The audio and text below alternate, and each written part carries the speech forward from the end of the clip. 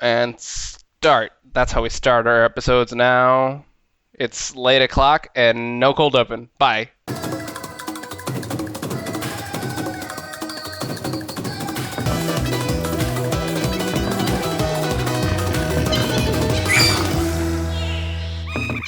Friday the 13th, a group of camp counselors are stalked and murdered by an unknown assailant while trying to reopen a summer camp, which was the site of a child's drowning and a grisly double murder years before.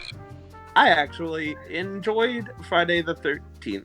I don't think any of us are going to think it's a great movie. Mm-hmm. But I think it's a solid one. I thought that the first-person perspective was interesting for the twist. Even after having seen it before, though I saw it a while back, the twist still caught me off guard. I'd forgotten about it. And I think the deaths are pretty fun and creative. I'm usually willing to give any slasher movie a certain amount of leeway if the deaths are pretty fun. And there were several of those that really stood out to me. Yeah, I mean, again, this is not going to be one of, our most, incredible films on this list.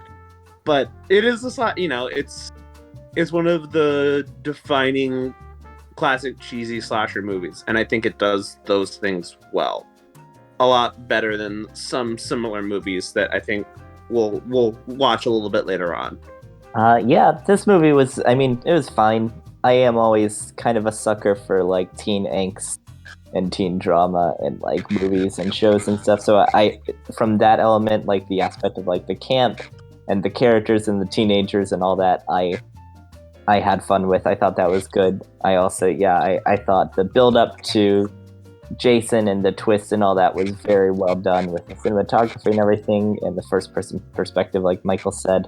But yeah, it really, I think just because I knew Friday the 13th and Jason as a character has such a big sort of established lore and cultural significance, I was a little let down just because it touches so lightly on all that lore, and it made me kind of want to see the rest of it to see where the story goes from there. But yeah, just as a movie in itself, it was a slasher film. It was fine, it was good. But yeah, kind of still didn't quite resonate with me all that much. I wonder, and I think it's interesting because it does feel to me like an origin movie. Mm-hmm. And a big issue I have with a lot of Marvel movies is that a lot of the value is placed on the overall collective work.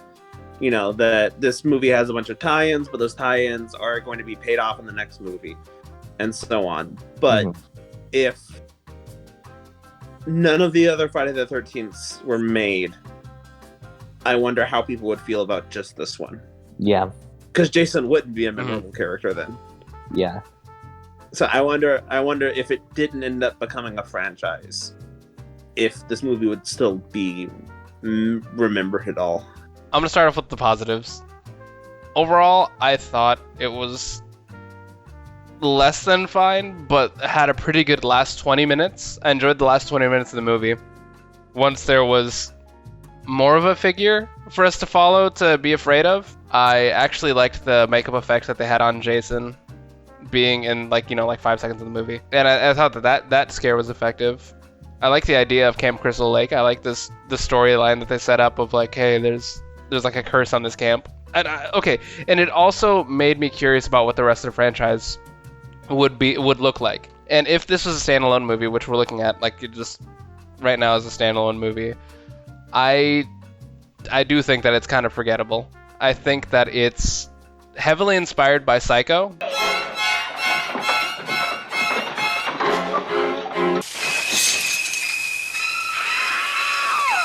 It just does it worse, and it feels slower because the characters are way more shallow. Literally zero about these teens. It's you could have just replaced their names with numbers, and it would have felt about the same. Personally, I don't think that there was much memorable about the kills. There was one that I thought was pretty entertaining.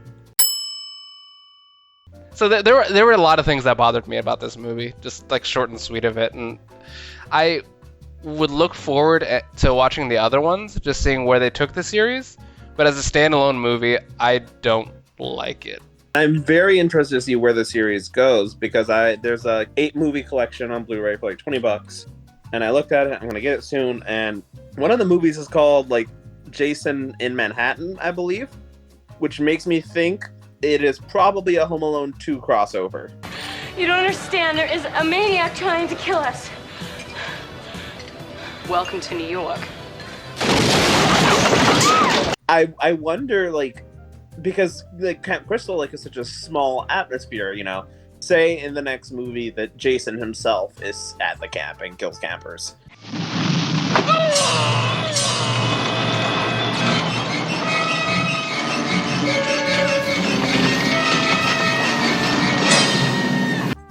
It's still such a small setting. I'm very interested to see if they have to make him more powerful or larger to be able to handle like being in a big city that is so dense and densely populated. And I'm very interested to see where the series goes.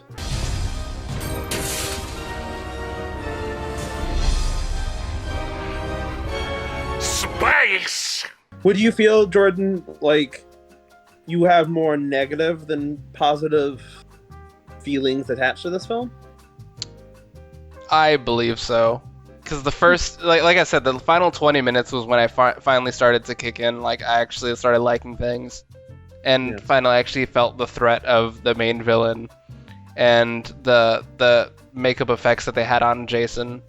I feel as though I am, as opposed to how I felt with the other sort of classic horror movies we've seen, I feel greatly without context in judging this one without having seen the others. But as a whole, it was decent. Definitely had some things I liked about it.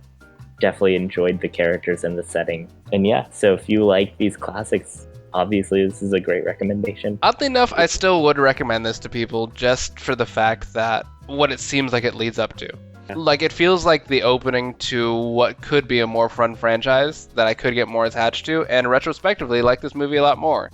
But for now, I feel like the opening like hour and 10 minutes are pretty dull. The characters aren't well written to me. I didn't think that the kills were particularly that fun.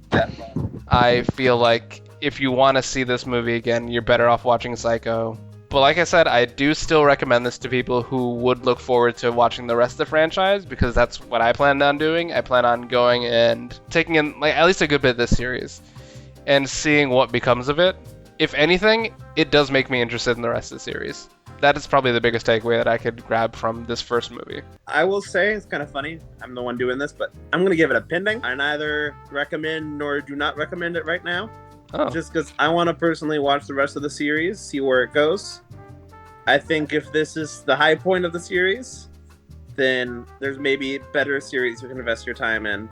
If this is just an introduction and an origin story for a much greater saga, then I think it's definitely worth checking out. Again, I disagree. I think there's some pretty fun kills. I think even if they're not the most creative visually, they're pretty interesting and just interesting to see happen. I think it's a pretty fun twist.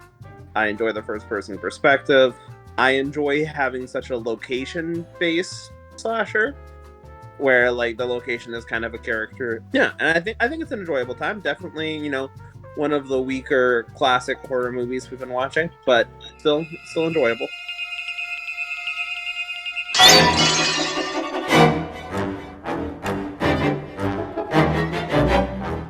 Thank you. That's the end of another one of our episodes. Thank you all for dropping by. What we got coming up next is Alien, a sci-fi classic that I am really looking forward to revisiting. Thank you so much for dropping by. That's it. That's our show.